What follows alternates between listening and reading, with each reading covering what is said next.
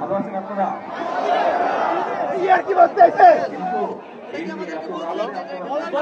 আপনি দেখেন না এখানে এতগুলো ডিভাইস ক্যামেরা দিয়ে বসানো। সাংবাদিক ভাইদের কাছে সবার কাছে ক্ষমা চাইছি এই জন্য যে আপনারা দেখেছেন সপ্তাহে আমাদের একটা মিটিং ছিল চট্টগ্রামে। আলহামদুলিল্লাহ আল্লাহর মধ্যে বিশাল মিটিং হয়েছে।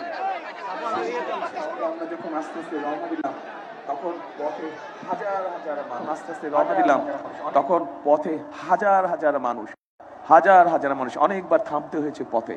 এই জন্য আসতে দেরি হয়ে গেছে এবং আরো অনেকগুলো জনসভা শেষ করে এসেছি, সেই জন্য আমাদের দেরি হয়ে গেছে। এবং তারপরে আপনারা কষ্ট করে এখানে সকলে উপস্থিত আছেন, বিশেষ করে মা বোনেরা।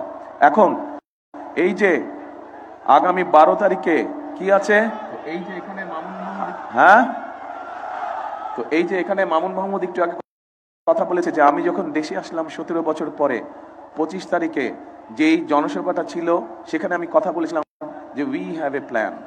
শুনেছিলেন কথাটা, পত্রপত্রিকায় দেখেছিলেন? তো 12 তারিখে আপনাদের পরিকল্পনা কি, প্ল্যান কি? বুঝি না, রাইট। 12 তারিখে ধানের শীষে ভোট দিতে হবে।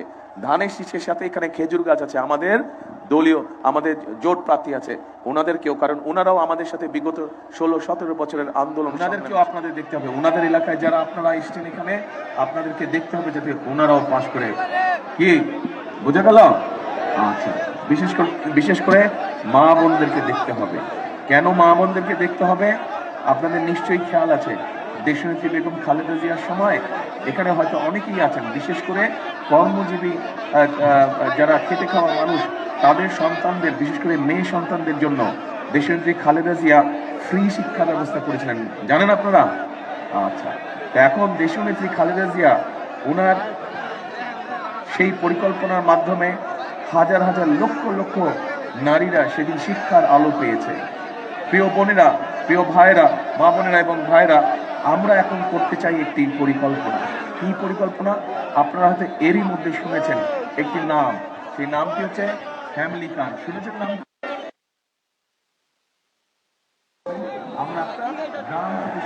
এখন এই ফ্যামিলি কার্ডের মাধ্যমে আমরা গ্রাম থেকে শুরু করে গৃহিণী যারা আছে, হাউস ওয়াইফ যারা আছে, তাদের কাছে আমরা এই ফ্যামিলি কার্ডটা পৌঁছে দিতে চাই।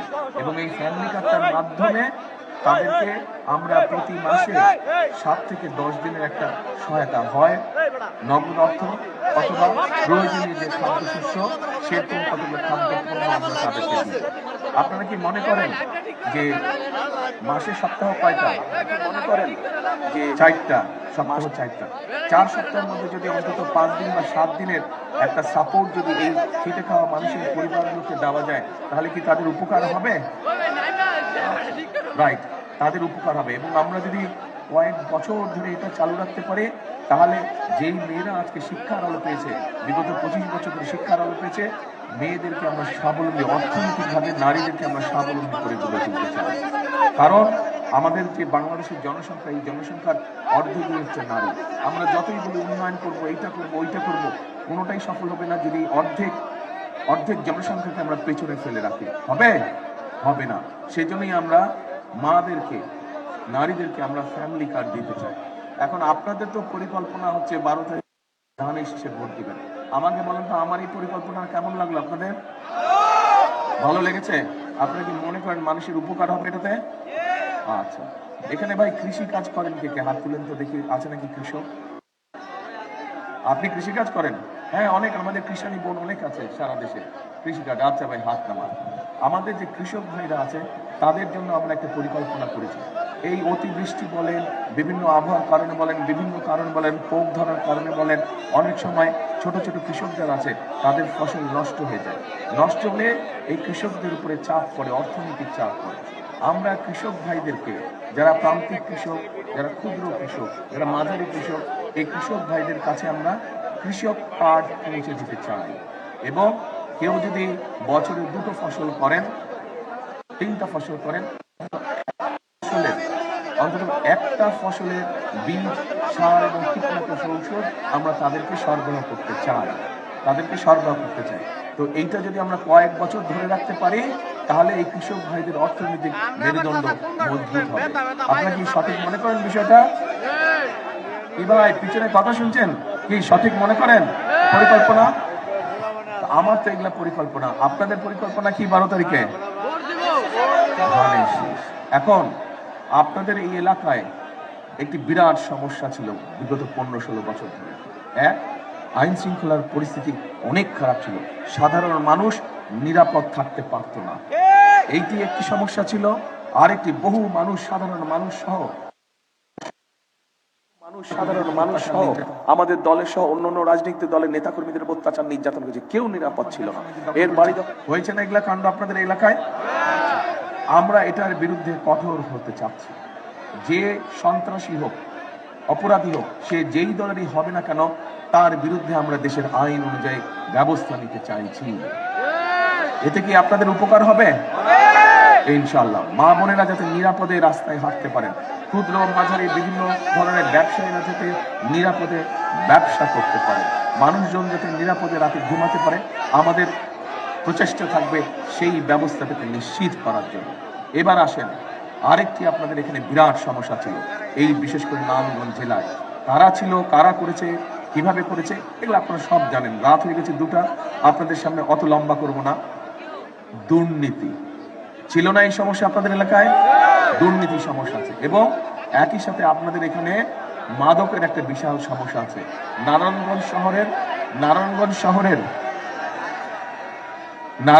শহরের 20টা স্পট আছে যেখানে এই মাদক ব্যবসা হয়। আমরা সেগুলাকে নিয়ন্ত্রণ করতে চাই, এই দুর্নীতিকে আমরা নিয়ন্ত্রণ করতে চাই, দুর্নীতির লাগাম টেনে ধরতে চাই। এখন সাথে আমরা আরেকটা কাজ করতে চাই, সেটা হচ্ছে আমাদের তরুণ এবং যুবক যারা আছে তাদের জন্য আমরা বিভিন্ন প্রশিক্ষণের মাধ্যমে, ভাষা শিক্ষার মাধ্যমে আমরা দেশে এবং বিদেশে তাদের কর্মসংস্থানের ব্যবস্থা করতে চাই। এটা কি তরুণ সমাজ, যুবক যারা আছেন, আপনাদের কি মনে হয় এই কাজটা করলে আপনাদের উপকার হবে? কারণ এখানে নারায়ণগঞ্জে বহু ইয়াং ছেলে মেয়ে আছে যারা বেকার হয়ে পড়েছে, শিক্ষার আলো তাদের কাছে আছে, কিন্তু তাদের কর্মসংস্থান নাই, ফলে তারা অসহায় বেকারত্ব জীবন কাটাচ্ছে। ঠিক বলছে কি ভাই? ঠিক বলছে কি ভাই? ঠিক বলছে কি ভাই? ঠিক বললাম? আচ্ছা, তো এখন এটা তো আছে, আরেকটা সমস্যা আছে। এখানে যারা কৃষি কাজ করেন, আপনারা অনেকেই হাত তুলেছেন। শহীদ রাষ্ট্রপতি আগমনের সময় একটি মানুষের পছন্দের একটি প্রকল্প ছিল, বলেন তো কে? খাল কাটা। এখানকার অনেক নদী, নালা, খাল, বিল বন্ধ হয়ে গেছে, ফলে শহরের মধ্যে সহ বিভিন্ন জায়গায় জলবদ্ধতা হয়, একটু বৃষ্টি হলে পানি হয়ে যায়, আপনাদের চলাফেরা করতে কষ্ট হয় না? ঠিক বললাম না ভুল বললাম? ঠিক বলছে? আচ্ছা, ঠিক আছে। আমরা পুনরায় শহীদ জিয়ার সেই খাল কাটা কর্মসূচি শুরু করতে চাই। শুধু নারায়ণগঞ্জ শহর না, সারা বাংলাদেশে আমরা এই খাল খনন কর্মসূচি শুরু করতে চাই। 12 তারিখে যদি আপনাদের পরিকল্পনা, আমি তো আমার পরিকল্পনা বললাম, আপনারা যে আপনাদের পরিকল্পনা বললেন 12 তারিখে, সেই পরিকল্পনা যদি আপনারা ধানের শীষ এবং খেজুর গাছকে জয়যুক্ত করতে পারেন, ইনশাআল্লাহ 12 তারিখে বিএনপি সরকার গঠন করতে পারে, আমি আপনাদের খাল কাটা কর্মসূচিতে আমি অংশগ্রহণ করব। কে কে যাবেন আমার সাথে খাল কাটতে? মা বোনেরাও যাবেন? ইনশাআল্লাহ মা বোনেরাও খাল কাটতে যাবেন। তাহলে মা বোন সহ সকল ভাইরা আমার সাথে খাল কাটতে যাবেন, ইনশাআল্লাহ আবার খাল কাটা শুরু করব। প্রিয় ভাই বোনেরা, আমি আরেকটি পরিকল্পনার কথা সংক্ষেপে আপনাদের সামনে উল্লেখ করি। আমাদের এই সমাজে আমি নারীদের কথা বলেছি, তরুণ যুবকদের কথা বলেছি, তরুণদের কথা বলেছি, আমি কৃষকদের কথা বলেছি, সাধারণ মানুষের নিরাপত্তার কথা বলেছি। আরেক ধরনের মানুষ এই সমাজে বসবাস করেন, এই মানুষগুলো আমাদের জন্ম থেকে মৃত্যু পর্যন্ত আমাদের সাথে উঠা বসা থাকে। আমরা যখন বিভিন্ন সময় বিভিন্ন পরামর্শের দরকার হয়, এই মানুষগুলোর কাছে আমরা যাই। তারা আমাদের মসজিদ, মাদ্রাসার খতিব সাহেব, ইমাম সাহেব, মুয়াজ্জিন সাহেব, এদের জন্য ধীরে ধীরে আমরা একটা সম্মানের ব্যবস্থা করতে চাই। এবং শুধু সম্মানের ব্যবস্থা নয়, সম্মানের ব্যবস্থার সাথে তাদেরকে আমরা প্রশিক্ষণ দিতে চাই। যার যেই কোয়ালিটি আছে, যার যেই মেধা আছে, সেই মেধা অনুযায়ী তাদেরকে আমরা প্রশিক্ষণ দিতে চাই, যাতে করে তারা ওই সম্মানের পাশাপাশি আরো হালাল ইনকাম বৃদ্ধি করে আত্মসম্মানের সঙ্গে সমাজে বসবাস করতে পারেন। আপনারা কি এটাতে রাজি? যাই বলি তাই রাজি? এখন প্রিয় ভাই বোনেরা, এই কাজগুলো যদি আমাদেরকে করতে হয়, আপনাদের সারা জেলায় বিভিন্ন রাস্তাঘাট, টুল কারবার, স্কুল কলেজগুলো গত 15 বছরে ভেঙে চুরে শেষ হয়ে গেছে। এরকম ভিতরে ভিতরে গ্রামের ভিতরে অনেক রাস্তাঘাট আছে না, যেগুলো নষ্ট হয়ে গেছে, আপনাদের চলাফেরা করতে কষ্ট হয়। বাচ্চাদের স্কুল পড়তে বিভিন্ন জায়গায় একটু বৃষ্টি হলেই ওই দিন আর ক্লাস করতে পারে না, পানি ঢুকে যায় ক্লাসরুমের মধ্যে। এই সমস্যা আছে না বিভিন্ন জায়গায়? আছে। এখন এই রাস্তাঘাট বলেন, এই কাজগুলো স্কুল কলেজ রিপেয়ার করা বলেন, এগুলো আমরা করতে চাই। এগুলো আমরা অতীতে করেছি, ইনশাল্লাহ এগুলো আমরা আবার করব। কিন্তু একই সাথে দেশের মানুষের, খেটে খাওয়া মানুষের জন্য আমরা কতগুলো পরিকল্পনা গ্রহণ করেছি। সেই পরিকল্পনাগুলো তখনই বাস্তবায়ন করা সম্ভব যদি 12 তারিখে আপনারা আপনাদের পরিকল্পনা বাস্তবায়ন করতে পারেন ইনশাল্লাহ। এখন আরেকটা গুরুত্বপূর্ণ কথা বলবো। এই যে আজকে রাত্রে 2টা পর্যন্ত এখানে অপেক্ষা করছেন না, এই মিটিং এর জন্য অপেক্ষা করছেন না, সেই সন্ধ্যা থেকে অপেক্ষা করছেন। এই শক্তিটাকে ভোটের দিন আপনাদের দেখাতে হবে। 12 তারিখে এই শক্তিটা দেখাতে হবে। কি সেটা দেখাতে হবে? একদম যারা মুসলমান আছেন তাহাজ্জুদের সময় উঠবেন, নামাজ পড়বেন, নামাজ পড়ে ফজরের নামাজ করবেন। যার যার স্ব ভোট সেন্টার আছে সেই ভোট সেন্টারের সামনে গিয়ে ফজরের জামাত করবেন, জামাত করে লাইনে দাঁড়িয়ে যাবেন। যারা মুসলমান নন এরকম ভাই বোন যারা আছেন, আপনারা ভোরবেলায় আমাদের এই ভাই বোনদের সাথে, মুসলমান ভাই বোনদের সাথে চলে যাবেন। কারণ কেন আমি কথাটা বললাম, বিগত 15-16 বছর দেশের মানুষ দেখেছে নির্বাচনের নামে আমি যাবি নির্বাচন হয়েছে, নিশিরাতের নির্বাচন হয়েছে না? এখন আবার ষড়যন্ত্র হয়েছে যাতে আপনাদের যে ভোটের অধিকার যেটা প্রতিষ্ঠিত হতে যাচ্ছে ইনশাল্লাহ, সেই অধিকারের বিরুদ্ধে কেউ মাথা খারাপ হয়ে গেছে। তারা দেখেছে যেভাবে আপনারা জড়ো হচ্ছেন বিএনপির মিটিংয়ে, যেভাবে দেশের মানুষ প্রস্তুতি গ্রহণ করছে ধানের শীষকে ভোট দেওয়ার জন্য, অনেকের মাথা খারাপ হয়ে গেছে এবং তারা বিভিন্ন রকম ষড়যন্ত্রের আশ্রয় নিচ্ছে। কাজেই আপনাদেরকে 12 তারিখে যেমন সকাল সকাল যেতে হবে, ভোরবেলায় যেতে হবে, একইভাবে ভোটটা দিয়ে শুধু চলে আসলে হবে না, আপনার হিসাব আপনি বুঝে নিয়ে তারপরে আসবেন। পারবেন? আপনি যদি একদিন একটু পরিশ্রম করেন, ইনশাল্লাহ আগামী 5 বছর আমার যে পরিকল্পনার কথাগুলো আপনাদের সামনে তুলে ধরলাম, আমরা পর্যায়ক্রমিকভাবে এই পরিকল্পনাগুলো বাস্তবায়ন করব। কারণ আমরা যত যাই বলি, এই বাংলাদেশই হচ্ছে আমাদের প্রথম ঠিকানা, এই বাংলাদেশই হচ্ছে আমাদের শেষ ঠিকানা। যেহেতু এই বাংলাদেশে আমাদের প্রথম ঠিকানা, এই বাংলাদেশে আমাদের শেষ ঠিকানা, সেই জন্য এই দেশটাকে সুন্দরভাবে গুছিয়ে তুলতে হবে, সুন্দরভাবে এই দেশটিকে আমাদের সাজাতে হবে। নিজের ঘর আপনারা সাজিয়ে রাখেন না, ঠিক একইভাবে দেশটাও আমাদের নিজের ঘর, বিশাল একটা ঘর। এই পরিবার, এখানে দেশের মানুষ যে থাকে বিশাল একটা পরিবার। কাজেই আমরা সকলে মিলে যদি চেষ্টা করি, তাহলেই আমরা আমাদের কাঙ্ক্ষিত সেই বাংলাদেশ আমরা গড়ে তুলতে পারবো। এবং সেই জন্যই একটা কথা আমি বলি, ওই ব্যানারের মধ্যে লেখা আছে, দেখেন তো আপনাদের পেছনে কি লেখা আছে? করব কাজ, কে বলেন দেখে? করব কাজ, গড়ব দেশ, সবার আগে বাংলাদেশ। করব কাজ, গড়ব দেশ, সবার আগে বাংলাদেশ। কাজেই জনগণের অধিকার পাহারা জনগণকেই দিতে হবে, যাতে সেই অধিকার রক্ষা হয়ে থাকে। জনগণের অধিকার প্রতিষ্ঠিত করতে হবে।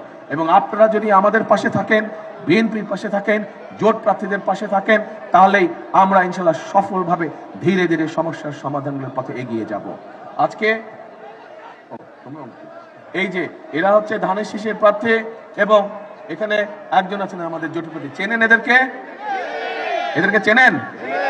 আচ্ছা, এলাকার সমস্যার সমাধান যদি না হয়, ভোট দিয়ে যখন নির্বাচিত করবেন, এলাকার সমস্যার যতক্ষণ সমাধান না হবে ততক্ষণ তাদের বাসায় গিয়ে বসে থাকবেন। আপনার ঘাট, স্কুল, কলেজে, ব্রিজ যাতে ঠিক করে দেয় তারা। পারবেন? ঠিক আছে, এই 5 জনকে আমি আপনাদের জিম্মায় দিয়ে গেলাম। আপনাদের হিসাব নিকাশ কড়ায় গণ্ডায় বুঝে এদেরকে জিতিয়ে নিয়ে আসতে হবে। পারবেন? ইনশাল্লাহ। তাহলে আজকে এখানে শেষ করলাম। খাল যেদিন কাটতে যাব সেদিন কিন্তু আমার সাথে যেতে হবে। কে যাবে? ইনশাল্লাহ। আল্লাহ হাফেজ। বাংলাদেশ জিন্দাবাদ, বাংলাদেশ জাতীয়তাবাদী দল জিন্দাবাদ।